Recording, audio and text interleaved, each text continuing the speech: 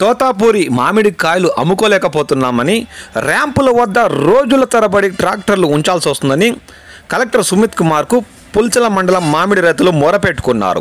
శుక్రవారం సాయంత్రం ఆయన కల్లూరు నుంచి పీలర్కు వెళ్లే మార్గంలో ర్యాంపు వద్ద పుల్చల మండలంలోని రైతులతో సమావేశం ఏర్పాటు చేశారు.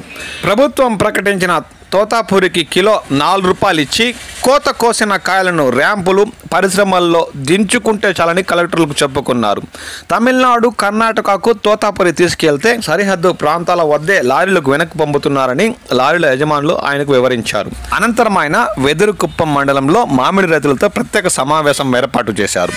జిల్లాలోని తోతాపూరి మామిడి రైతులను ప్రభుత్వం అన్ని విధాలా ఆదుకుంటుందని, ఎవరు ఆందోళన చెందొద్దని ఆయన ఈ సందర్భంగా వారికి భరోసా ఇచ్చారు.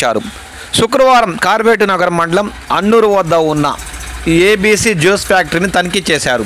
ఈ సందర్భంగా రైతులు, కంపెనీ ప్రతినిధులతో సమావేశం నిర్వహించారు. రైతులు నష్టపోకుండా మద్దతు ధరను ముఖ్యమంత్రి చంద్రబాబు ప్రకటించారని ఈ సందర్భంగా గుర్తు చేశారు. రైతులు కూడా పక్వానికి వచ్చాకే కాయలు కోయాలని సూచించారు.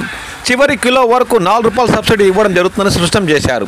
ఏవైనా రైతులకు సందేహాలు ఉంటే కలెక్టరేట్లోని 9491077325 లేదా 08572242777 నెంబర్లకు సంప్రదించాలని ఈ సందర్భంగా జిల్లాలోని మామిడి రైతులకు ఆయన సూచించారు.